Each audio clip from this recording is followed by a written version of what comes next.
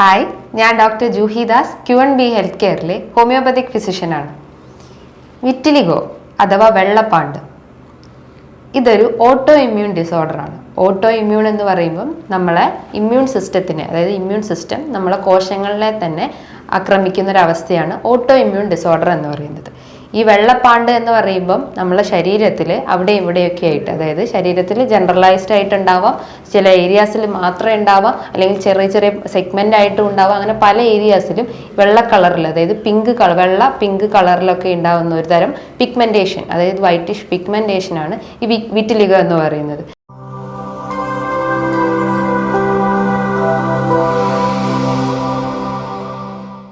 നമ്മളെ ബോഡിയിൽ പിഗ്മെൻറ്റ്, അതായത് ബോഡിക്ക് കളർ കൊടുക്കുന്നത്, അതായത് നമ്മളെ ഹെയർ, സ്കിന്ന്, ഐസിനൊക്കെ കളർ കൊടുക്കുന്ന ഒരു പിഗ്മെൻ്റാണ് മെലാനിൻ.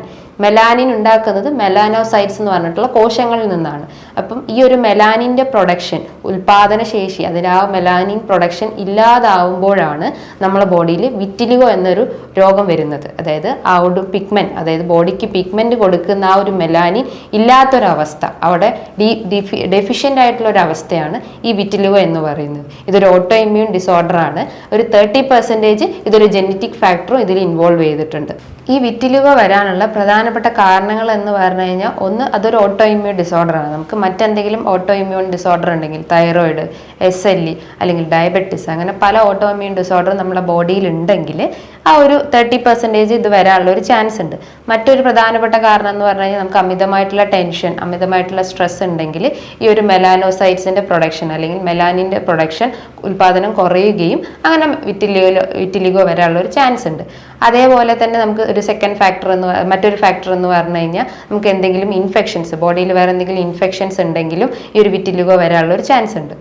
അതേപോലെ തന്നെ പ്രധാനപ്പെട്ട ഒരു കാരണമാണ് വൈറ്റമിൻ B12 ഡെഫിഷ്യൻസി. ഈ വൈറ്റമിൻ B12 ഡെഫിഷ്യൻസി മൂലമാണ് നമ്മളെ ബോഡിയിൽ പെർനീഷ്യസ് അനീമിയ എന്ന് പറഞ്ഞിട്ടുള്ള അനീമിയ ഉണ്ടാക്കുന്നത്. അപ്പോൾ ആ ഒരു വൈറ്റമിൻ ഡെഫിഷ്യൻ്റ് ആയി കഴിഞ്ഞാൽ വിറ്റിലിഗോ വരാനുള്ള ഒരു ചാൻസ് ഉണ്ട്. അതേപോലെ നമ്മൾ കൂടുതലായിട്ടും കെമിക്കൽസ് അല്ലെങ്കിൽ എന്തെങ്കിലും പെസ്റ്റിസൈഡ്സിനൊക്കെ എക്സ്പോഷർ ആയിട്ടുള്ള, എന്തെങ്കിലും ഫാക്ടറീസിലൊക്കെ കൂടുതൽ വർക്ക് ചെയ്യുന്ന ആളുകളുണ്ടെങ്കിൽ അവർ കൂടുതലായിട്ടും ഈ കെമിക്കൽസിനൊക്കെ കൂടുതലായിട്ട് എക്സ്പോഷർ ആവും. അപ്പോൾ അങ്ങനെയും അവരുടെ ബോഡിയിൽ ആ ഒരു മെലാനോസൈറ്റ്സിൻ്റെ പ്രൊഡക്ഷൻ കുറയുകയും അങ്ങനെ ഒരു പിഗ്മെന്റഡ് അവസ്ഥ വരികയും ചെയ്യുന്നു. മറ്റ് ഇൻഫെക്ഷസ് ഡിസീസിനെ പോലെ ഈ ഒരു രോഗം, ഈ ഒരു വിറ്റിലിഗോ അല്ലെങ്കിൽ ല്യൂക്കോഡെർമ എന്ന് പറഞ്ഞ ഒരു വെള്ളപ്പാണ്ട് സ്പ്രെഡ് ചെയ്യാനുള്ളൊരു യാതൊരു ചാൻസും ഇല്ല. അതേപോലെ തന്നെ ഇത് അത്ര അപകടകരമായിട്ടുള്ളൊരു രോഗമല്ല, ചികിത്സിച്ച് മാറ്റാവുന്നതാണ്. നമ്മളെ ബോഡിയിലെ മെലാനിൻ പ്രൊഡക്ഷൻ ഇമ്പ്രൂവ് ആക്കുന്ന രീതിയിലുള്ള ട്രീറ്റ്മെൻറ്റ്സ് നമ്മൾ എടുക്കുകയാണെങ്കിൽ ഈ ഒരു രോഗം നമുക്ക് പൂർണ്ണമായിട്ടും മാറ്റിയെടുക്കാവുന്നതാണ്. പലർക്കും ഈ ഒരു അസുഖം വന്നു കഴിഞ്ഞാൽ കൂടുതലായിട്ടും അവർക്കൊരു ഷൈ ഉണ്ടാവും, അതായത് സൊസൈറ്റിയിലേക്ക് ഇറങ്ങാനുള്ള ഒരു ബുദ്ധിമുട്ടുണ്ടാവും. ഒരു ഡിപ്രഷൻ സ്റ്റേജിലോട്ടൊക്കെ അവർ ലീഡ് ചെയ്യാനുള്ള ഒരു ചാൻസ് ഉണ്ട്. അതായത് ഭയങ്കര ആങ്ഷ്യസ് ആയിരിക്കും, ഭയങ്കര നെർവസ് ആയിരിക്കും. അതായത് അവരെ കൈകളിലും കാലുകളിലും ഒക്കെ ഇത്തരം ഒരു പിഗ്മെന്റേഷൻ വന്നു കഴിഞ്ഞാൽ അവർക്ക് സൊസൈറ്റീനെ ഫേസ് ചെയ്യാനുള്ള ഒരു ബുദ്ധിമുട്ട് വളരെ ഉണ്ടാവും. അപ്പോൾ അങ്ങനത്തെ ബുദ്ധിമുട്ടുണ്ടെങ്കിൽ നമ്മൾ ഒരു പ്രോപ്പർ ട്രീറ്റ്മെൻറ്റ് എടുക്കണം. ആ ഒരു മെൻ്റൽ ഇഷ്യൂസൊക്കെ മാറ്റിയിട്ട് നമ്മൾ പ്രോപ്പർ കൺസൾട്ടേഷൻ എടുത്തിട്ട് ആ ഒരു മെഡിസിൻസ് ഒക്കെ സ്റ്റാർട്ട് ചെയ്യാവുന്നതാണ്.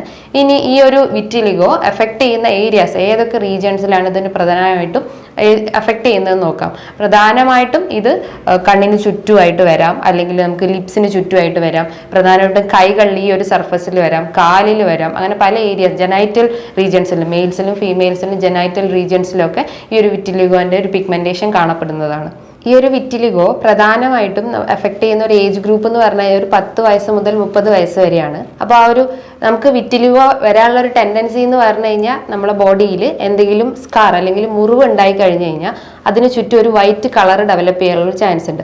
അപ്പോൾ നമുക്ക് മനസ്സിലാക്കാം ആ ഒരു സൈനാണ് നമ്മളെ ബോഡിയിൽ വിറ്റിലിഗോ വരാനുള്ള ഒരു ചാൻസ് എന്ന് പറയുന്നത്. ഈ ഒരു വിറ്റിലിഗോ ആണെന്ന് കരുതി നമ്മൾ പല അസുഖങ്ങളും ആയിട്ട് തെറ്റിദ്ധരിക്കപ്പെട്ടിട്ടുണ്ട്. അതായത് പ്രധാനമായിട്ടും ഇഡിയോപ്പതിക് ഗട്ടേറ്റ് ഹൈപ്പോമെലനോസിസ് എന്ന് പറയുന്നത്. ഇഡിയോപ്പതിക് ഗട്ടേറ്റ് ഹൈപ്പോമെലനോസിസ് എന്ന് പറഞ്ഞു കഴിഞ്ഞാൽ നമ്മുടെ ശരീരത്തിൽ ഒരു ചെറിയ ചെറിയ കുത്തുകൾ, ഒരു പിൻ പോയിന്റ് സൈസ്, അതായത് 0.5 അല്ലെങ്കിൽ ഒരു 1/2 സെൻറ്റിമീറ്റർ നീളത്തിലുള്ള ഒരു സൈസ് രീതിയിലുള്ള ഒരു പിഗ്മെന്റേഷൻ വരുവാണെങ്കിൽ അത് ഇഡിയോപ്പതിക് ഗട്ടേറ്റ് ഹൈപ്പോമെലനോസിസ് എന്ന് പറയും. അതേപോലെ കുട്ടികളിലാണെങ്കിൽ നേവിയസ് പിഗ്മെന്റേഷൻ എന്ന് പറയും. അതായത് ഒരു മറുക് പോലെ ചെസ്റ്റ് റീജിയനിലൊക്കെ കുട്ടികളിൽ ഒരു വൈറ്റ് പാച്ചസ് പോലെ കാണപ്പെടുകയാണെങ്കിൽ അതിന് നേവിയസ് പിഗ്മെന്റേഷൻ എന്ന് പറയുന്നു. അതേപോലെ തന്നെ കോണ്ടാക്ട് ല്യൂക്കോഡെർമ, നമ്മൾ എന്തെങ്കിലും കെമിക്കൽസിന്, എന്തെങ്കിലും പെസ്റ്റിസൈഡ്സോ അല്ലെങ്കിൽ നമ്മൾ എന്തെങ്കിലും യൂട്ടൻസിൽസോ അല്ലെങ്കിൽ എന്തെങ്കിലും ഓർണമെന്റ്സിനൊക്കെ കൂടുതലായിട്ട് എക്സ്പോഷർ ആയി കഴിഞ്ഞു കഴിഞ്ഞാൽ നമ്മളെ ബോഡിയിൽ ഈ ഒരു വൈറ്റ് പാച്ചസ് ആയിട്ട് കാണപ്പെടാം. അത് എല്ലാ ഏരിയാസിലും ഇല്ല, ചില റീജിയൻസിലും മാത്രമേ ഈ ഒരു കോണ്ടാക്ട് ല്യൂക്കോഡെർമ വരിക.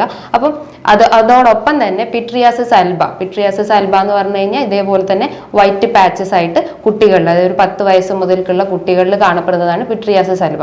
അപ്പോൾ ഇത്തരം രോഗങ്ങൾ ഉണ്ടെങ്കിൽ ചിലപ്പം പല ആളുകളും തെറ്റിദ്ധരിക്കും ഇത് വിറ്റിലിഗോ ആവാനുള്ള ഒരു ചാൻസ് ഉണ്ട്, അല്ലെങ്കിൽ വിറ്റിലിഗോ ആണെന്ന് തെറ്റിദ്ധരിക്കും. പക്ഷേ യൂഷ്വലി വിറ്റിലിഗോ എന്ന് പറഞ്ഞു കഴിഞ്ഞാൽ അതിൻ്റെ ഒരു പിഗ്മെന്റേഷൻ എന്ന് പറഞ്ഞു കഴിഞ്ഞാൽ ഒരു വൈറ്റ് അല്ലെങ്കിൽ ഒരു പിങ്കിഷ് പിഗ്മെന്റേഷൻ ആണ്. ഐ മീൻ ഡാർക്ക് പിങ്കിഷ് കളറിലായിട്ടായിരിക്കും നമ്മളെ ആ ഒരു ഏരിയാസിലൊക്കെ ഒരു പിഗ്മെന്റേഷൻ കാണിക്കുക. പ്രധാനമായിട്ടും ഞാൻ പറഞ്ഞു അതൊരു ലോക്കലൈസ്ഡ് ആയിട്ട് കാണിക്കാം അല്ലെങ്കിൽ ജനറലൈസ്ഡ് ആയിട്ട് കാണിക്കാം. അതായത് ലിപ്സ്, ഫേസിൽ, കൈകാലുകളിൽ, ജനൈറ്റൽ റീജിയൻ, അങ്ങനെ പല ഏരിയാസിലും ഈ ഒരു വിറ്റിലിഗോന്റെ പിഗ്മെന്റേഷൻ കാണിക്കുന്നതാണ്. ഈ ഒരു വിറ്റിലിഗോ എന്ന് പറഞ്ഞാൽ ക്ലാസിഫൈ ചെയ്യുമ്പോൾ പല രീതിയിലായിട്ട് ക്ലാസിഫൈ ചെയ്യുന്നുണ്ട്. യൂണിവേഴ്സൽ വിറ്റിലിഗോ എന്ന് പറയാം, ജനറലൈസ്ഡ് വിറ്റിലിഗോ എന്ന് പറയാം, സെഗ്മെന്റൽ വിറ്റിലിഗോ എന്ന് പറയാം, അതുപോലെ എക്രോഫേഷ്യൽ വിറ്റിലിഗോ എന്ന് പറയാം. എക്രോഫേഷ്യൽ എന്ന് പറഞ്ഞാൽ നമ്മളെ കയ്യിലും ഫേസിലും ഒക്കെ കാണുന്നതിനാണ് എക്രോഫേഷ്യൽ വിറ്റിലിഗോ എന്ന് പറയാം. അങ്ങനെ പല രീതിയിൽ ഈ ഒരു വിറ്റിലിഗോനെ നമ്മൾ തരംതിരിച്ചിട്ടുണ്ട്. അപ്പം ഏതാണ് വിറ്റിലിഗോ അല്ലെങ്കിൽ ഏതാണ് മറ്റു അസുഖം നമ്മൾ ഒരു ഡോക്ടറെ കൺസൾട്ട് ചെയ്താലേ നമുക്ക് സാധിക്കുന്നുള്ളൂ. അപ്പം ആ ഒരു പിഗ്മെന്റേഷൻ എത്രത്തോളം ഉണ്ട് അല്ലെങ്കിൽ അതിന്റെ സൈസ് എത്രത്തോളം ഇൻക്രീസ് ചെയ്തിട്ടുണ്ടെന്ന് നമുക്കൊരു ഡോക്ടറെ കൺസൾട്ടേഷൻ ചെയ്തതിൽ മാത്രമേ നമുക്ക് അറിയാൻ സാധിക്കുള്ളൂ. ഈ ഒരു വിറ്റിലിഗോ അല്ലെങ്കിൽ ഈ ഒരു കേസ് വരുന്നതിൻ്റെ മുന്നേ നമ്മൾ ഈ ഒരു ബുദ്ധിമുട്ടുണ്ടെങ്കിൽ നമ്മൾ അവോയ്ഡ് ചെയ്യേണ്ട 2 കാര്യങ്ങൾ എന്ന് പറഞ്ഞാൽ നമ്മൾ കൂടുതലായിട്ടും സൺ എക്സ്പോഷർ, അതായത് വെയിൽ കൊള്ളുന്നത് ഒഴിവാക്കാൻ ശ്രമിക്കുക. നമുക്കറിയാം ഈ മെലാനിൻ്റെ സഹായത്തോടെയാണ് നമ്മുടെ ബോഡിയിൽ യു വി റേസിൻ്റെ ആ ഒരു പ്രിവെൻഷൻ അല്ലെങ്കിൽ അതിന് പ്രൊട്ടക്ട് ചെയ്യുന്നത്, യു വി റേസ് വരുന്നത് പ്രൊട്ടക്ട് ചെയ്യുന്നത് ഈ ഒരു മെലാനിൻ്റെ സഹായത്തോടെയാണ്. അപ്പോൾ വിറ്റിലിഗോൻ്റെ കേസിൽ മെലാനിൻ്റെ പ്രൊഡക്ഷൻ ഇല്ലാത്തൊരവസ്ഥയാണ്. അപ്പം കൂടുതലായിട്ടുള്ള ആ ഒരു മെലാനിൻ പ്രൊഡക്ഷൻ കുറയുകയും നമ്മളെ ആ ഒരു സൺ എക്സ്പോഷർ കൂടുകയും ചെയ്യുന്നു. അപ്പം ആ ഒരു സൺ എക്സ്പോഷർ കുറയ്ക്കാൻ ശ്രമിക്കുക കഴിവതും. അതേപോലെ നമ്മൾ ഒഴിവാക്കേണ്ട ഒരു കാര്യമാണ് നമ്മൾ അമിതമായിട്ട്, അതായത് ടാറ്റു ചെയ്യുന്ന ആളുകൾ, സ്കിന്നിലൊക്കെ ടാറ്റു ചെയ്യുന്ന ആളുകൾ ഉണ്ടാവും. അപ്പം അത് ഒഴിവാക്കാൻ ശ്രമിക്കുക. അതും നമ്മളെ ഒരു പിഗ്മെന്റേഷൻ അല്ലെങ്കിൽ മെലാനോസൈറ്റ്സിന്റെ പ്രൊഡക്ഷൻ കുറയ്ക്കാനാണ് നോക്കുന്നത്. ഈ ഒരു വിറ്റിലിഗോ കേസിന് നമ്മൾ ഡയറ്ററി മാനേജ്മെന്റ് അല്ലെങ്കിൽ ഡയറ്റിൻ്റെ അകത്ത് നമ്മൾ ഒഴിവാക്കേണ്ട ഭക്ഷണങ്ങൾ എന്ന് പറഞ്ഞു കഴിഞ്ഞാൽ സിട്രസ് ഭക്ഷണങ്ങൾ, അതായത് ഓറഞ്ച്, മൊസംബി, അതേപോലെ ടൊമാറ്റോ, ക്രൂസിഫറസ് വെജിറ്റബിൾസ്, അങ്ങനത്തെ സിട്രസ് കണ്ടൻസ് ഉള്ള ഭക്ഷണങ്ങൾ ഒഴിവാക്കുക. അതായത് വൈറ്റമിൻ സി റിച്ച് ആയിട്ടുള്ള ഭക്ഷണങ്ങൾ ഒഴിവാക്കാൻ നോക്കുക. അതേപോലെ തന്നെ റെഡ് മീറ്റ് എന്ന് പറയുമ്പോൾ പോർക്ക്, ബീഫ്, മട്ടൺ, അതൊക്കെയാണ് റെഡ് മീറ്റ്. ഇതും കൂടുതലായിട്ട് എടുക്കുകയാണെങ്കിൽ നമ്മുടെ ബോഡിയിൽ ഈ ഒരു പിഗ്മെന്ററി പ്രശ്നങ്ങൾ ഉണ്ടാക്കുന്നതാണ്. ഇതോടൊപ്പം തന്നെ മറ്റ് ലൈഫ് സ്റ്റൈൽ ഡിസീസ് ഒക്കെ വരുന്നതാണ്. ഡയബറ്റിസ്, ഫാറ്റി ലിവർ, ഒബേസിറ്റി, അങ്ങനെ പല ബുദ്ധിമുട്ടുകളും ഈ ഒരു റെഡ് മീറ്റ് കൊണ്ട് നമുക്ക് ഉണ്ടാവുന്നതാണ്. പിന്നെ പ്രധാനമായിട്ട് ഒഴിവാക്കേണ്ട മെയിൻ കാരണം എന്ന് പറഞ്ഞാൽ എല്ലാ രോഗങ്ങൾക്കുള്ളത് തന്നെ ആൽക്കഹോളും സ്മോക്കിങ്ങും. ഇത് രണ്ടും പൂർണ്ണമായിട്ട് ഒഴിവാക്കി കഴിഞ്ഞാൽ മറ്റ് പല അസുഖങ്ങളും പ്രിവെന്റ് ചെയ്യാൻ സഹായിക്കുന്നതാണ്. അതേപോലെ തന്നെ ലാസ്റ്റായിട്ട് നമ്മൾ ഒഴിവാക്കേണ്ട ഒരു കാര്യമാണ് ഗ്ലൂട്ടൻ ആയിട്ടുള്ള ആട്ട, മൈദ, റവ ആയിട്ടുള്ള ഭക്ഷണങ്ങൾ കഴിവതും ഒഴിവാക്കാൻ ശ്രമിക്കുക. പിന്നെ കൂടുതലായിട്ട് നമ്മൾ ധാന്യങ്ങൾ, അതായത് ഫ്രൂട്ട്സ് ഒക്കെ ഉൾപ്പെടുത്താവുന്നതാണ്. പകരം ഈ ഗ്ലൂട്ടൻ ഒഴിവാക്കിയിട്ട് ഇത്തരം ഫ്രൂട്ട്സ് ഒക്കെ മെയിൻറ്റെയിൻ ചെയ്യാൻ നോക്കുന്നതാണ്. ഇനി എന്തൊക്കെയാണ് ഡയറ്റ്, അതായത് വിറ്റിലിഗോ പേഷ്യൻസ് ഫോളോ ചെയ്യേണ്ട ഡയറ്റ് എന്തൊക്കെയാണെന്ന് പറഞ്ഞു കഴിഞ്ഞാൽ alpha linoleic acid, folic acid, vitamin B12, ഈ 3 ഡയറ്റ് നമ്മൾ ഭക്ഷണത്തിൽ ഉൾപ്പെടുത്തി കഴിഞ്ഞാൽ വിറ്റിലിഗോ എന്ന അസുഖത്തെ നമുക്ക് പൂർണ്ണമായിട്ടും മാറ്റിയെടുക്കാവുന്നതാണ്. ആൽഫ ലിനോയിക് ആസിഡ് അടങ്ങിയിട്ടുള്ള ഭക്ഷണങ്ങൾ എന്ന് പറഞ്ഞാൽ പംകിൻ സീഡ്സ് അല്ലെങ്കിൽ ഫ്ലാക്സ് സീഡ്സ്, നട്ട്സിൽ നോക്കുമ്പോൾ ബദാം, വാൽനട്ട്സ് ഒക്കെ, ഇതൊക്കെ കൂടുതലായിട്ടും ആൽഫ ലിനോയിക് അടങ്ങിയിട്ടുള്ള ഭക്ഷണങ്ങളാണ്. അതേപോലെ വൈറ്റമിൻ B12 അടങ്ങിയിട്ടുള്ള ഭക്ഷണം എന്ന് പറഞ്ഞാൽ മിൽക്ക് അല്ലെങ്കിൽ ലീഫി വെജിറ്റബിൾസ്, ഫിഷ് അല്ലെങ്കിൽ ചിക്കൻസ്, ഇതിൻ്റെ അകത്ത് കൂടുതലായിട്ടും വൈറ്റമിൻ B12 അടങ്ങിയിട്ടുള്ള ഭക്ഷണങ്ങളാണ്. അപ്പോൾ വൈറ്റമിൻ B12ന്റെ കുറവ് മൂലം നമുക്ക് അനീമിയയിലേക്ക് വരെ അസുഖം വരാനുള്ള ഒരു ചാൻസ് ഉണ്ട്. അപ്പോൾ കൂടുതലായിട്ടും വൈറ്റമിൻ B12 അടങ്ങിയിട്ടുള്ള ഭക്ഷണങ്ങൾ കൂടുതലായിട്ട് ഉൾപ്പെടുത്താൻ നോക്കുക. അതേപോലെ തന്നെ ഉൾപ്പെടുത്തുന്നതാണ് ആൽഫ ലിനോയിക് ആസിഡ്, അതേപോലെ തന്നെ ഫോളിക് ആസിഡ് പ്രഗ്നന്റ് ലേഡീസിലൊക്കെ കൊടുത്തു കഴിഞ്ഞാൽ ആ ഒരു അമ്മയ്ക്കും കുഞ്ഞിനും ഈ ഒരു വിറ്റിലിഗോ വരാനുള്ള ഒരു ചാൻസ് കുറയ്ക്കാവുന്നതാണ്. ഈ ഒരു 3 ഡയറ്റ് നമ്മൾ ഭക്ഷണത്തിൽ കൂടുതലായിട്ട് ഉൾപ്പെടുത്താവുന്നതാണ്. ഇനി ഇതുമായി ബന്ധപ്പെട്ട് എന്തെങ്കിലും സംശയങ്ങൾ ഉണ്ടെങ്കിൽ താഴെ കാണുന്ന നമ്പറിൽ നിങ്ങൾക്ക് കോൺടാക്ട് ചെയ്യാവുന്നതാണ്. ഇനിയും മറ്റൊരു വീഡിയോയുമായി വീണ്ടും കാണാം. താങ്ക്